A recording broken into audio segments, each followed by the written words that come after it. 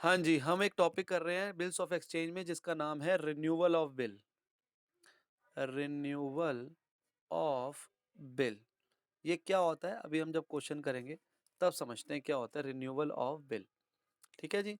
तो renewal of bill में एक क्वेश्चन है, क्वेश्चन नंबर 29 2020 2019 की बुक के अकॉर्डिंग, और उसके पहले वाली बुक में भी ये क्वेश्चन है, बट क्वेश्चन नंबर पता नहीं कौन सा है, उसमें 31 होगा या 30। तो हम ये क्वेश्चन पढ़ रहे हैं और इसको करना स्टार्ट करते हैं। कह रहा है on 1 June 2019 A sold goods to B for rupees 250. B gave to A his acceptance payable 1 month after date.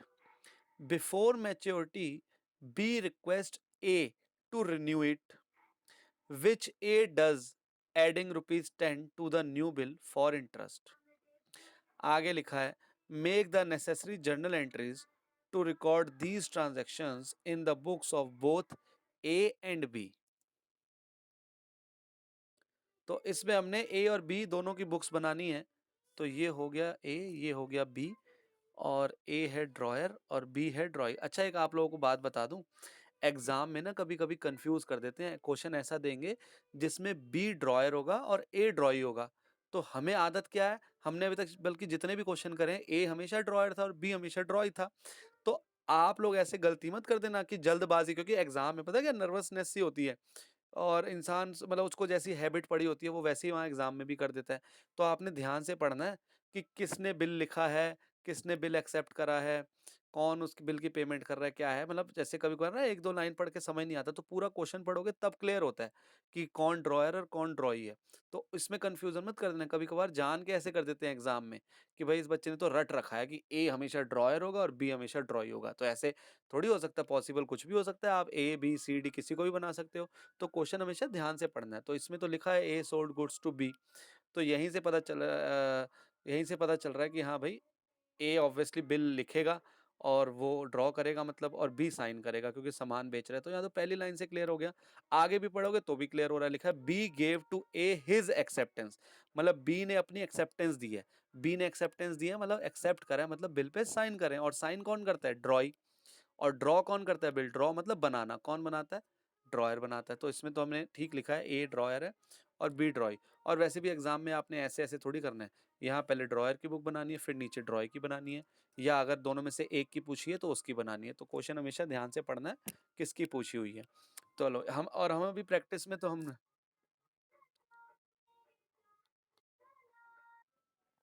हाँ जी, ए की बुक्स बना रहे हैं अब हम। तो ए ने इसमें लिखा है कि 1 जून 2019 को गुड सोल्ड करें। तो 2019, तो इसमें सोल्ड की एंट्री करनी पड़ेगी क्योंकि क्वेश्चन में लिखा है कि गुड सोल्ड करें। तो एंट्री होगी B debit to sales account. B debit to sales account, ये हो गया 250 रुपीज़, 250 रुपीज़। ठीक है जी। उसके बाद ये क्या एंट्री करेगा? 2019 1 जून। तो ये एंट्री होगी परचेज अकाउंट डेबिट टू ए, और ये अमाउंट आएगा 250 और 250। ठीक है जी। तो पहली एंट्री तो हमने कर दी, कोई दिक्कत नहीं है। और फिर लिखा है क्वेश्चन में कि एक्सेप्टेंस दे दी उसने और 1 महीने का बिल बनाया। लिखा है ना पेबल 1 मंथ आफ्टर डेट। तो 1 महीने का बनाया तो पहले तो बिल ड्रॉ करने की एंट्री कर लें। अच्छा, ये आप लोगों ने ऐसे नहीं छोड़ना, एग्जाम में आपने यहाँ पता है ना आप लोगों को नरेशन लिखनी है। फिर 1 जून को क्या हुआ है? 1 जून को बिल ड्रॉ हुआ है, तो एंट्री होगी bill receivable account debit to B. हमारा जिसको डेटर बनाया था अब खत्म कर दिया, क्यों? क्योंकि उसने उसके बदले हमें बिल दे दिया है 250 का। और ये भी 1 जून को ऐसे ही कुछ एंट्री करेगा। ए डेबिट, इसने अपना जो क्रेडिटर था उसको खत्म कर दिया डेबिट करके, टू बिल्स पेबल अकाउंट, और एक नई लायबिलिटी बना ली बिल्स पेबल के नाम से। तो इतना क्वेश्चन तो सबको क्लियर है, इतना तो आप लोग सब करते ही हो, कोई दिक्कत नहीं है। और 1 महीने का बिल ड्रॉ करा, मतलब इसकी ड्यू डेट जल्दी से बता दो, मैं आगे क्वेश्चन पढ़ूं। ड्यू डेट क्या होगी इसकी? 4 जुलाई। वेरी गुड, है ना, 1 महीने बाद 4 जुलाई आएगा। तो अब क्या करें? अब देखो यहाँ से क्वेश्चन स्टार्ट होता है, ये वाला टॉपिक रिन्यूअल ऑफ बिल। आगे पढ़ते हैं, देखो क्या लिखा है। बिफोर मैच्योरिटी, मतलब जो ड्यू डेट थी, मेच्योरिटी मतलब बिफोर ड्यू डेट या before maturity, B request to A to renew it. क्या रिन्यू करने को कह रहा है? वो बिल रिन्यू करने को कह रहा है। इसका मतलब क्या है बिल रिन्यू करने का मतलब? Which A does adding 10 rupees to the new bill for interest. अब इसका रिन्यू मतलब पता है आप लोगों को क्या होता है? रिन्यू, आप लोगों के पास अगर व्हीकल होगा घर में, तो कहते हैं ना यार इसकी इंश्योरेंस रिन्यू करानी है ना? रिन्यू कराने का मतलब क्या होता है? उसको अपडेट कराना है, नया बनवाना है, मतलब नई इंश्योरेंस करवाते हो आप लोग दोबारा 1 साल बाद। तो रिन्यू मतलब क्या है कि उसको दोबारा देखो नाम भी क्या है, रीन्यू। री मतलब क्या होता है? दोबारा, और न्यू मतलब नया, तो दोबारा से उसको नया बना दो, ये कहना चाह रहा है बी ए को। क्यों? क्योंकि बी के पास पैसे नहीं होंगे देने को। बी को 4 जुलाई को उसको पता है उसको इस बिल के बदले पेमेंट करनी है, वरना क्या हो जाएगा? बिल डिसऑनर हो जाएगा। तो इसलिए बी शरीफ बंदा था, उसने पहले ही जाके ए को रिक्वेस्ट कर दी, कह रहे देखो ए, मेरे पास 250 रुपये है नहीं, तो प्लीज आप एक नया बिल ड्रॉ कर दो मुझ पे। क्योंकि आप लोगों को पता है कि 4 जुलाई को इस बिल की तो वैलिडिटी खत्म हो जाती है, ये बिल एक्सपायर हो जाता है, इसकी कोई, क्या कहें, इसकी कोई मान्यता नहीं रह जाती, ये बिल्कुल बेकार हो जाता है, चाहे पेमेंट हुई हो चाहे नहीं हो, आप लोगों को पता है।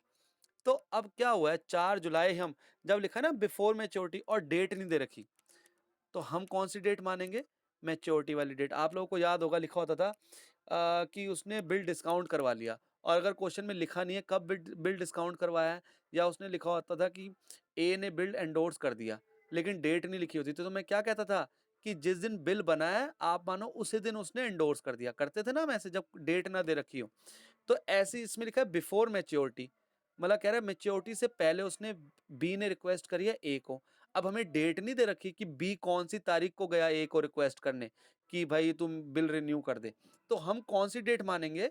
जो मैच्योरिटी की डेट है, वो सुबह सुबह उस दिन ही चला गया होगा उसके घर, और बी ने रिक्वेस्ट करी ए को कि भाई साहब मेरे पास तो अभी पैसे हैं नहीं, तो मैं आपसे रिक्वेस्ट करता हूँ कि आप ना एक दोबारा नया बिल बना दो, ठीक है?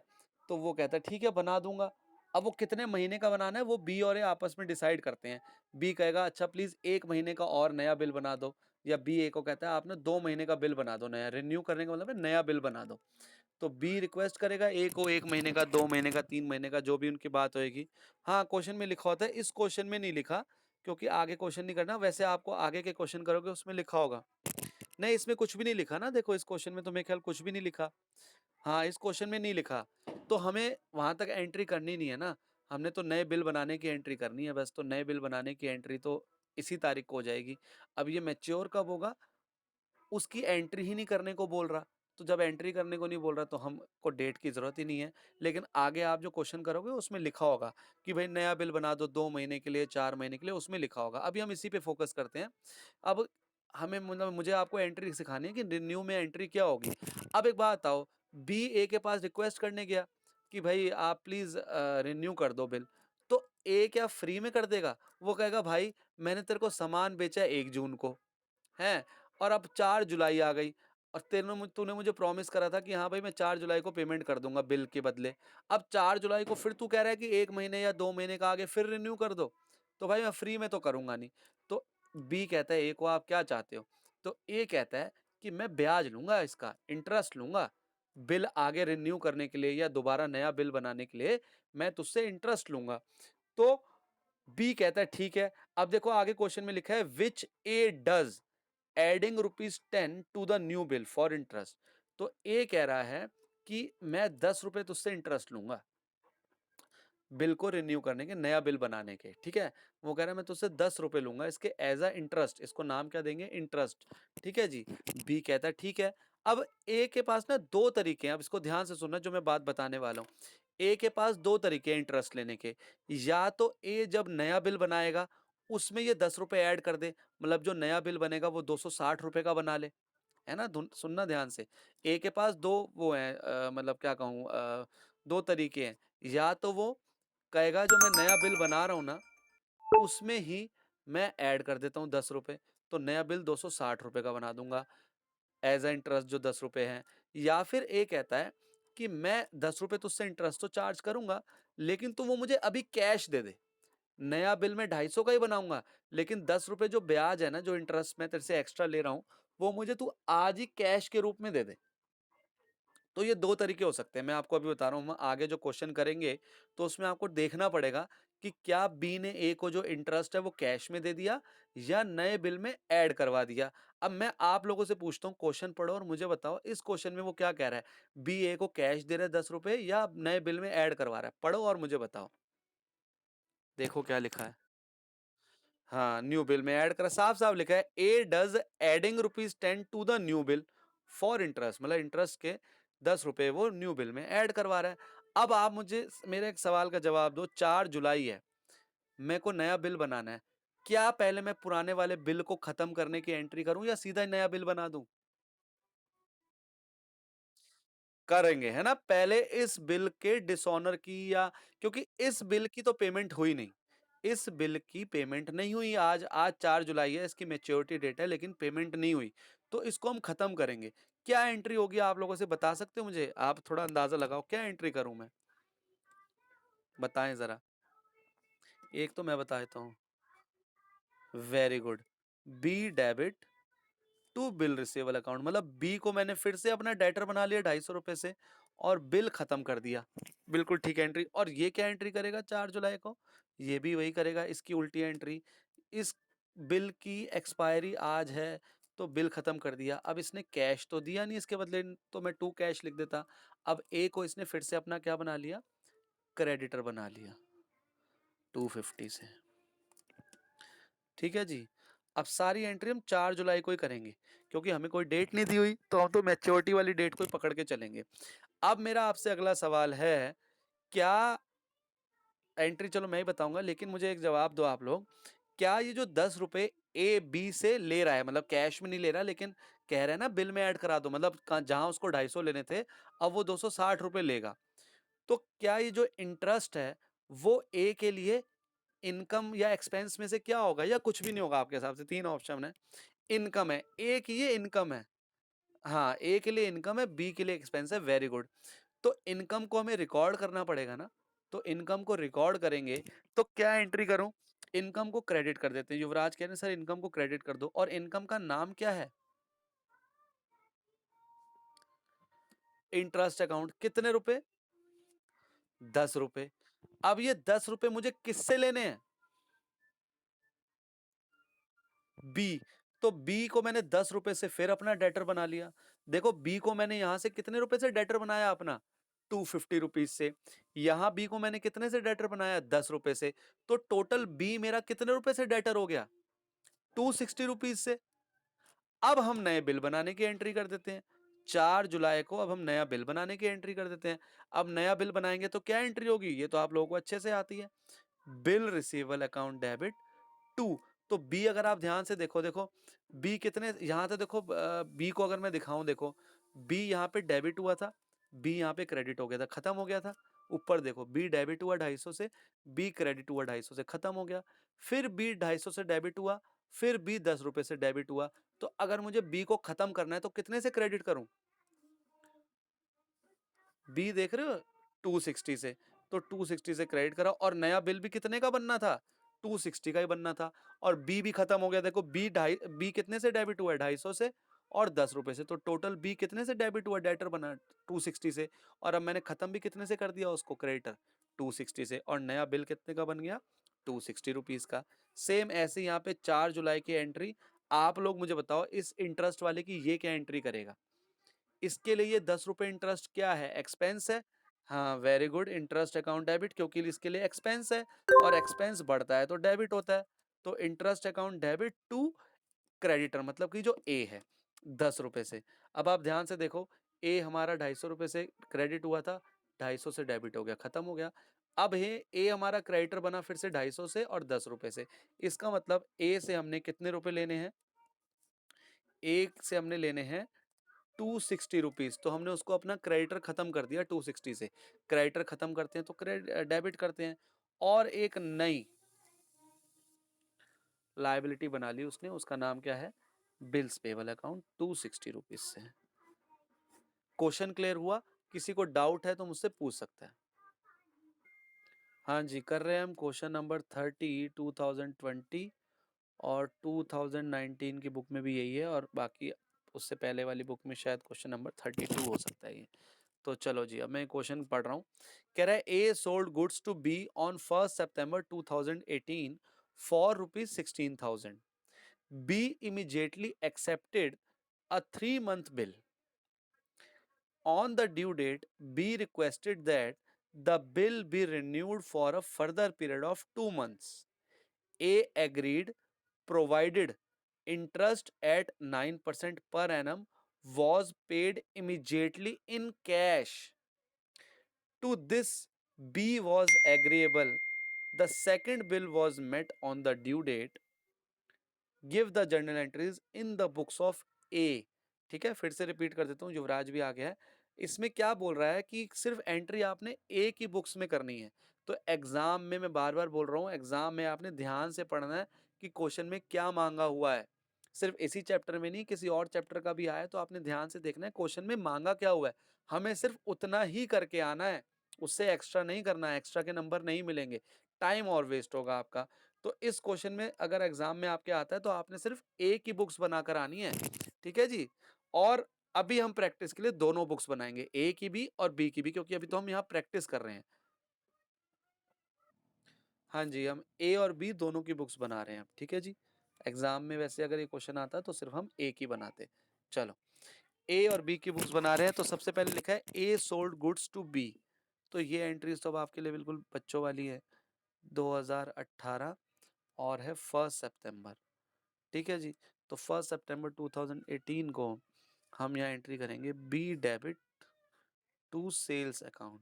ठीक है, ये एंट्री सेल वाली परचेज वाली भी तभी करनी जब क्वेश्चन में लिखा हो कि गुड्स सोल्ड करें हैं.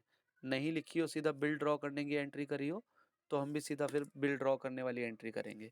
और यहाँ पे 2018 1 सितंबर को एंट्री होगी परचेज अकाउंट डेबिट टू ए, 16,000 और 16,000. तो ये पहली एंट्री तो कोई दिक्कत ही नहीं है.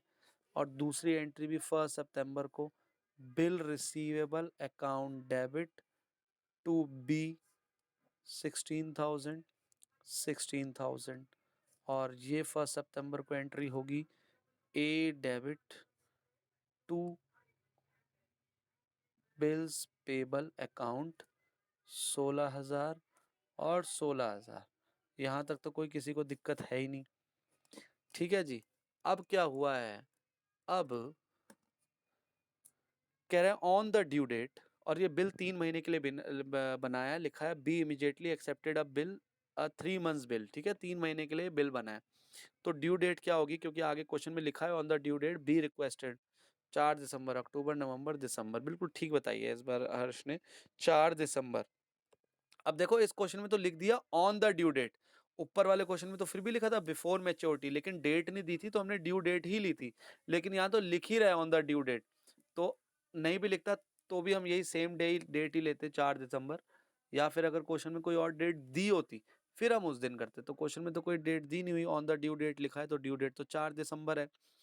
कह रहा है इस दिन क्या हुआ है, बिल रिन्यू करने की रिक्वेस्ट करी गई है, 2 महीने के लिए आगे फर्दर बिल रिन्यू कर दो. और ए इस पे एग्री हो गया, लेकिन ए कह रहा है कि मैं जो है ना 9% पर एनम, ये याद रखना वर्ड पर एनम, जो है वो इंटरेस्ट चार्ज करूंगा.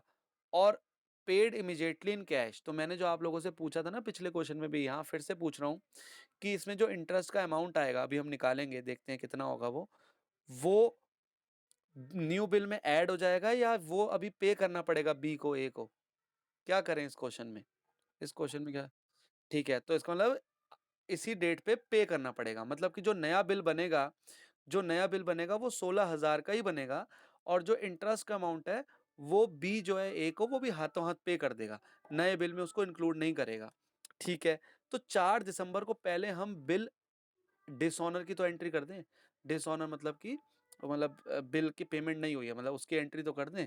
वो आपको पता ही है, B debit to bill receivable account. ये तो हमें आप लोगों को एंट्री आते ही है, तो ये हो जाएगी. मतलब इस एंट्री का मतलब है कि ये बिल बेकार हो गया, हमारी एसेट बेकार हो गई और उसके बदले एक नई एसेट बन गई, हमारा डेटर. बी जो हमारा डेटर बन गया फिर से. और ये भी यही करेगा, इसकी जो एक लायबिलिटी थी बिल्स पेबल अकाउंट वो खत्म हो गई और एक नई लायबिलिटी बन गई, क्रेडिटर जो है वो कि ए है. तो ये एंट्री यहाँ तक मेरे ख्याल सबको क्लियर है, कोई दिक्कत नहीं। आगे की बात करते हैं। अब 4 दिसंबर को कोई मुझे अमाउंट निकाल के बताएगा? मैं वेट कर रहा हूँ, 2-3 मिनट दे रहा हूँ, यहीं बैठा हूँ मैं, आप लोग मुझे अमाउंट निकाल के बताओ। ठीक है जी, जो इंटरेस्ट का अमाउंट आएगा वो आएगा 240 रुपए। कैसे निकाला ये? 16,000 रुपए तो पैसे लेने हैं और 9% पर एनम लिखा है। तो हमें तो कितने टाइम का निकालना है? 2 महीने का। क्यों? क्योंकि वो 2 महीने के लिए बिल बढ़वा रहा है, मतलब जो नया बिल 2 महीने के लिए बनवा रहा है, तो 2 महीने के लिए बिल बनवाएगा वो आगे, तो हम 2 महीने का इंटरेस्ट चार्ज करेंगे, जो कि 240 रुपए आएगा। ठीक है? Very good. तो 240 रुपए का इंटरेस्ट की एंट्री करनी है। मुझे एंट्री बताओ जल्दी से, क्या एंट्री करूं? जल्दी से आप लोग बताएंगे एंट्री इंटरेस्ट की, क्या एंट्री करूंगा मैं? हाँ जी, very good Ansh, very good. Cash account debit, अब एंट्री होगी cash account debit to interest account.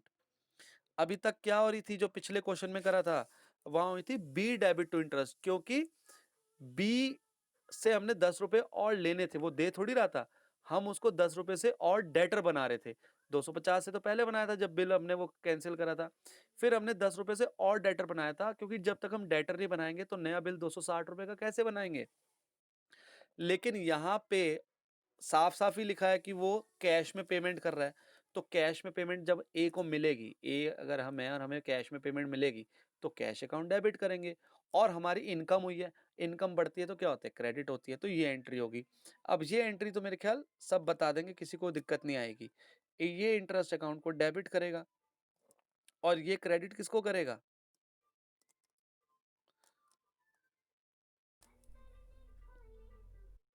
ये एंट्री तो सभी बता देंगे, इंटरेस्ट अकाउंट डेबिट, क्योंकि बी का खर्चा है और उसने कैश में पे कर दिया, तो 240 रुपए, मतलब इसकी अपोजिट एंट्री बड़ी इजी थी। और अब इसके बाद क्या होगी एंट्री? अब इसके बाद नया बिल बन जाएगा। नया बिल बनाने की एंट्री क्या होगी? Bill receivable account debit to B. कितने रुपए? जरा आप ध्यान से देखो, बी डेबिट हुआ था 16,000 से, बी क्रेडिट हो गया था 16,000 से। अब बी फिर से डेबिट हुआ है 16,000 से, और बी क्रेडिट कितने से हो जाएगा? 16,000 से, क्योंकि अब हमने उससे 16,000 रुपए ही लेने हैं। 240 रुपए हम कैश में ले चुके हैं, तो वो हम इसमें ऐड क्यों करेंगे? और बी हमारा ऊपर आप ध्यान से देखो, ऊपर से बी डेबिट भी 16,000 है, मतलब हमारा डेटर वो 16,000 से है, तो बिल भी तो 16,000 का बनाएंगे। यहाँ पे क्या हुआ था? यहाँ पे बी हमारा डेटर 260 रुपए से बना था, 250 से यहाँ बना जब बिल को कैंसिल करा, और 10 रुपए इंटरेस्ट के उसको हमने डेटर बनाया था, तो 260 का डेबिट क्रेडिट करा था हमने यहाँ। यहाँ पे हम उतने अमाउंट से कर रहे हैं, क्यों? क्योंकि 240 रुपए से हमने उसको डेटर नहीं बनाया बी को, हमने उससे कैश में ले लिया। तो ये मेरे ख्याल ये बात सबको क्लियर होगी, कोई दिक्कत नहीं है। ये एंट्री हो गई। और ये 4 दिसंबर को क्या एंट्री करेगा? बड़ी आसान है, ए डेबिट, ये ए को खत्म कर देगा, यहाँ क्रेडिटर बनाया, यहाँ क्रेडिटर खत्म कर देगा और नई लायबिलिटी बना लेगा, bills payable account 240 240। I think सबको क्लियर है ये। अब एक एंट्री और होनी है, वैसे क्वेश्चन यहीं तक होता, लेकिन क्वेश्चन में लास्ट लाइन में लिख दिया the second bill was met on the due date. तो अब ड्यू डेट पे मेट हो गया है, तो हमें एंट्री भी करनी पड़ेगी। तो मेरे को इसकी वो बता दो, क्या आएगी ड्यू डेट? ओ सॉरी, ये 16,000, ठीक है, गलती से लिख दिया 16,000। 16,000, ठीक है जी, हाँ 16-16 हो गया। हाँ जी, नेक्स्ट एंट्री की डेट क्या होगी? ड्यू डेट 7 फरवरी, वेरी गुड। दिसंबर से 2 महीने जोड़ेंगे तो जनवरी फरवरी, और 3 दिन और जोड़ देंगे तो 7 फरवरी। तो 7 फरवरी को अब क्या एंट्री होगी? बड़ी आसान है, लिखा है the second bill was met on the due date.